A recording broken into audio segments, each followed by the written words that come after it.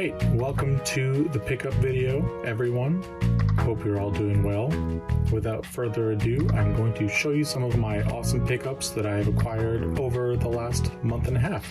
So the first one came from a buddy of mine across the country who owns a video game shop.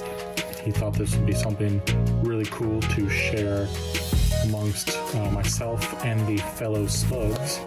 But what we have here is something that brings me back to my childhood.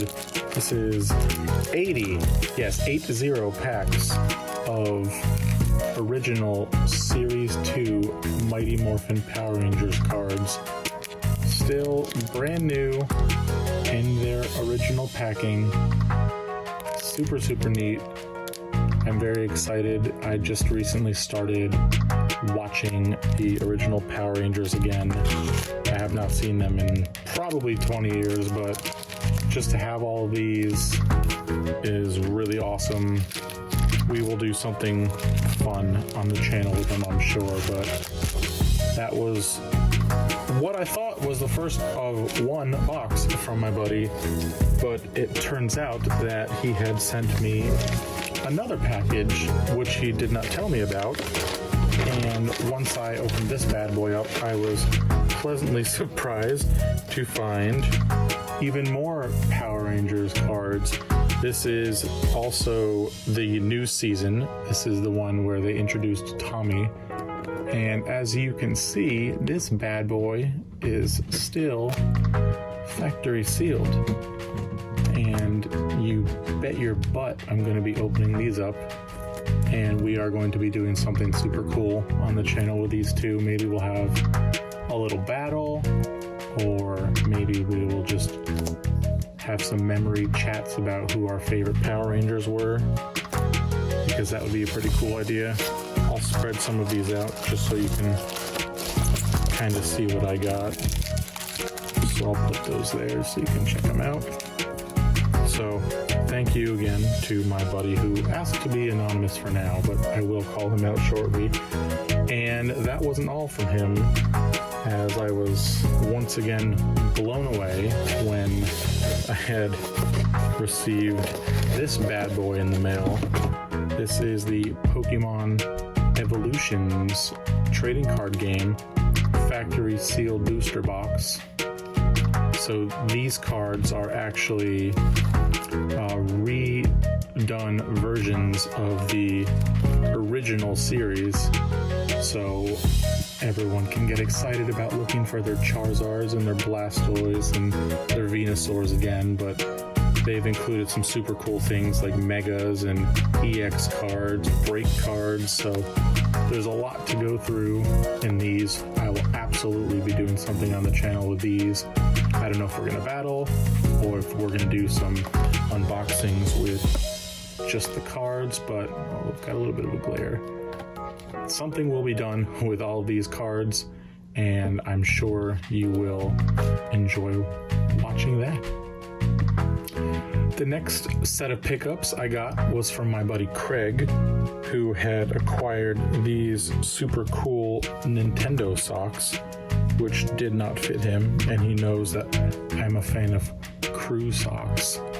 I think that's what they're called, but we've got some Donkey Kong socks, and we've got some Super Mario stars. I like to wear weird socks when I'm at school as an educator, so I'm sure those will be super entertaining, and the kids will make a ton of fun of me for wearing some nerdy socks. But I do not care, because I'm a nerd and I have embraced this. So thank you, Craig, for the awesome socks.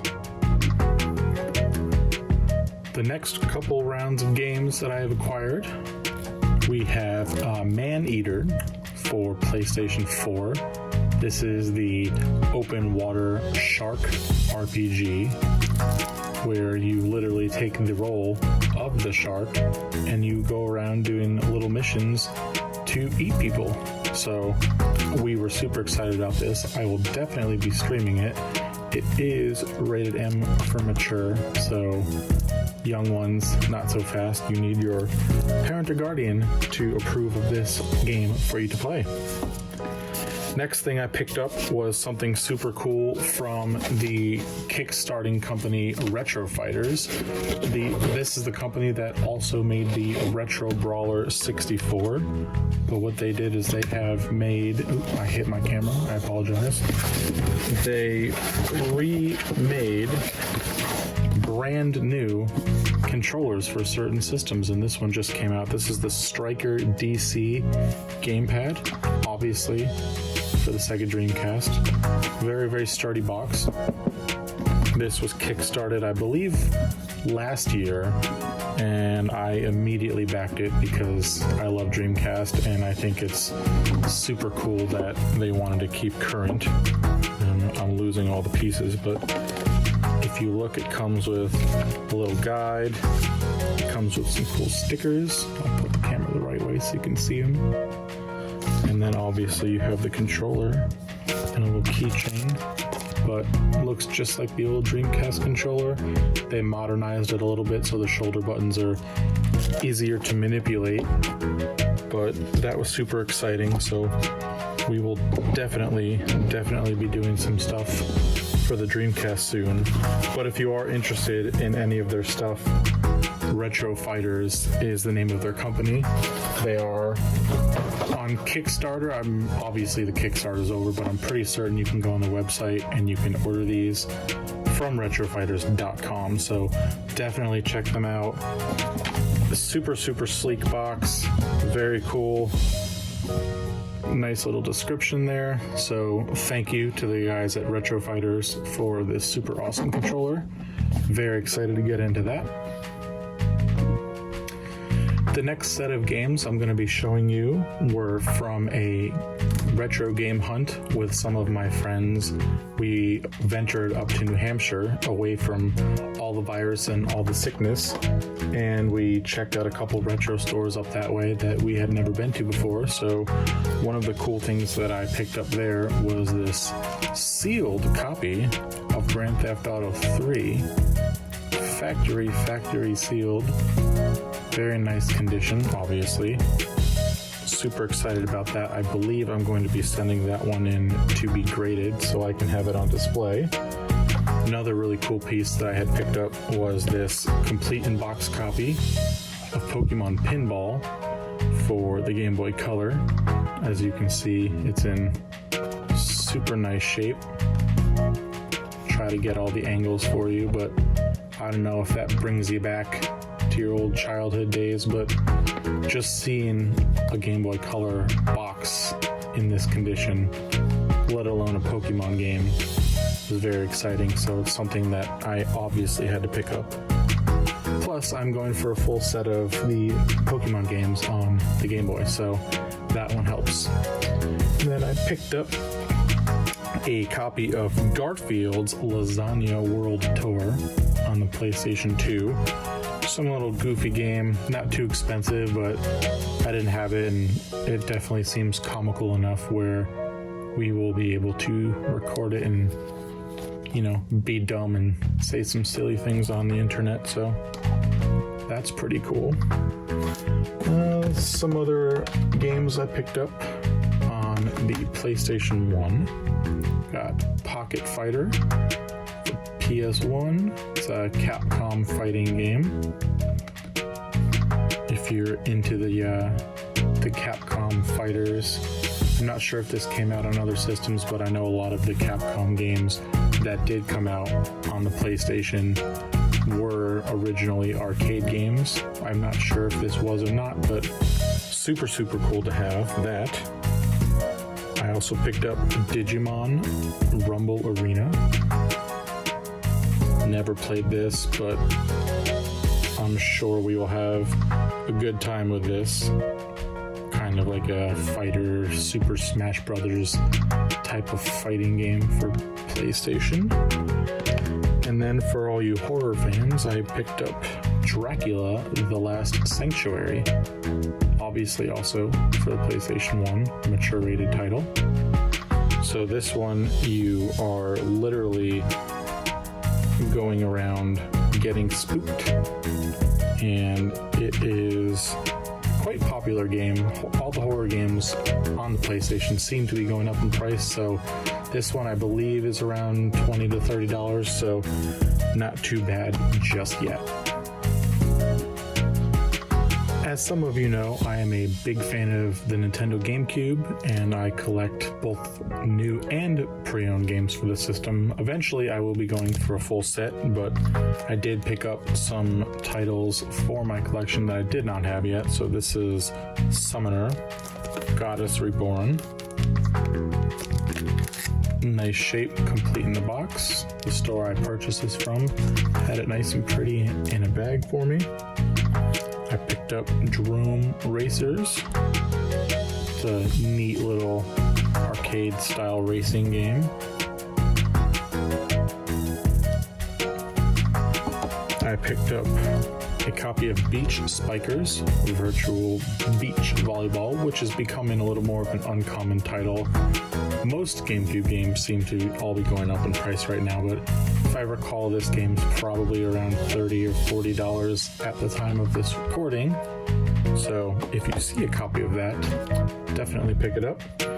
And then I picked up a bunch of games that were on a dollar bin that I just needed to fill my collection. So we have All-Star Baseball 2004 featuring the Hall of Famer Derek Jeter. I missed baseball season, so that one hurts a little bit. All-Star Baseball 2002 also featuring Derek Jeter. Picked up Knockout Kings 2003. WWE Crush Hour, which is a neat title. If you have never played this before, this is kind of like a knockoff mix between Twisted Metal, Crazy Taxi. Very, very strange idea that they went with at THQ, but a lot of people played it and people seem to enjoy it, so that's kind of cool. And then I also picked up a copy of Zoo Cube for GameCube, also complete in box. This is a neat little puzzle game. It was one of the original launches on the system. Not too expensive if you do find it and you are a fan of puzzle games. Definitely pick it up. I will probably play it and I'll probably get frustrated because I suck at puzzle games. Also on my game hunting journey, I picked up a couple things for the Sega Saturn. Picked up Hyper 3D Pinball. This is in very, very good shape, but obviously pinball games are a lot of fun. And nowadays it is actually quite difficult to find a Sega Saturn game that is all together, no cracks or chips in the case anywhere. So that's a very cool title to have. And then I also picked this game up, which I did not know existed, but this is a Sega Saturn not for resale 3-pack featuring Virtua Fighter 2, Virtual Cop, and Daytona USA. Now, this is actually brand new.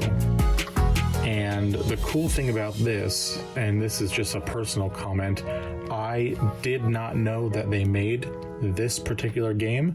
These were the 3 games that were the throw-ins. So if you had purchased a Sega Saturn back in the day, chances are you got one of these in a little floppy white envelope that was thrown into your system. So to actually see this all complete in its own box is very, very cool. I would love to send this in to get graded. I don't think I can, but even it's got the not for resale thing there. So that is a super, super cool piece in my collection now. It was only $25. Once again, if you can find Sega Saturn things for around that price, definitely pick them up because Saturn is a very, very, very cool system to collect for.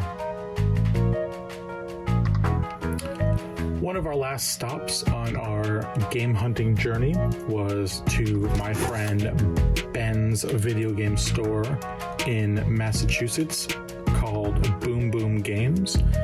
So at his store, I picked up some more GameCube for my collection, picked up a nice copy of Wallace and Gromit. Also, it's complete. Super excited about that. I love claymation. Laura is afraid of claymation, so I'm going to request that she plays this game with me. So I also picked up a copy of Piglet's Big Game. Big fan of Tigger. I'm very excited to play this game, also complete in the original box. What I really like about Ben's store in Massachusetts, Boom Boom Games, because I'm going to plug it again, is that every single game that you purchase comes individually wrapped. So he really likes to take care of his customers. Anything you purchase will come in one of these sealed bags, and obviously that is to protect it from getting scratched or getting dust in or on it. So thank you, Ben, for taking such good care of these games. Obviously I picked up the sum of all fears. But yeah, it was really cool hanging out at his store. They're just about open. If you want to check his store out, social media, you can look up Boom Boom Games in Massachusetts. I also picked up a copy of Neo Contra. This is the only Contra game that I did not own for the PlayStation 2. I'm not sure. I think they only had 2, but this one was the newer one. Super excited to have that. I'm also going to include some pictures. He was very kind and hooked us up with some free drinks, and he hooked me up with a super cool sweatshirt. He's got some really neat stuff at the store.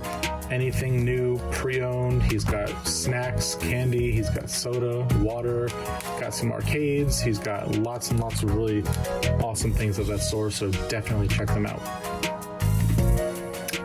And the next set of things that I was super excited to pick up, one of them, you can laugh at me all you want, but this is a copy of Cars on the Nintendo GameCube. Now, you might think, hey, this is just a common, crappy game for the Nintendo GameCube, and you're right, the game probably sucks. But what's very unique about this copy of the game is that this is a variant. It has this yellow sticker that says exclusive unlockable cheat code inside, and the only other difference between this and a regular copy is it has this red advertisement that just says Cars the video game exclusive cheat codes. It is literally a flimsy piece of cardboard. But what's different about this is that is so hard to find. This copy of the game is probably worth $300, and I'm not kidding. If you can find a copy of Cars, you will look for this yellow sticker, you will look for this insert, and you will have yourself quite a payday. I'm going to apologize to my friend Vinny in advance. He's the one that found this game for me, but now that I have spoiled the secret, everybody is going to want to go and search for that game. Now, the last two things from our journey that I wanted to share are very, very special items. The first one is a copy of Super Return of the Jedi for Super Nintendo. Now, the very special and unique thing about this game, so I'll carefully take it out of the plastic protector, is that this bad boy is factory sealed. So this is an original sealed copy of Super Star Wars Return of the Jedi. I will be sending this in to Wata Games, W-A-T-A, to be professionally graded and sealed so I can have myself a little piece of video game history. I have started to collect some sealed and graded games for my personal collection. It gets a little pricey, but if you have games that mean a lot to you and you want to store or display for the rest of your life, definitely check them out because the cases are tamper-proof, they are waterproof, God forbid you spill something on it, and it's just a little cool piece to have. And the other one that I picked up is Mortal Kombat 2. Mortal Kombat 2 is also factory sealed in its original wrap. You can tell, hopefully, with the camera angle, it has what they call an H seam all the way around the system. So this is how you can check the validity of the actual seal of the game. There you go, you got a good view of it right there, all the way across. So this is an awesome piece. I'm very excited to send this in. I am 150% sending this in to Wata Games as well to be graded. I'll probably have them remove the Walmart sticker that says $54.37, and I will absolutely have this bad boy on display in my game room very soon. Once again, thank you very much for checking out my pickups. I have one last thing to show you guys, something very special that had just come in the mail.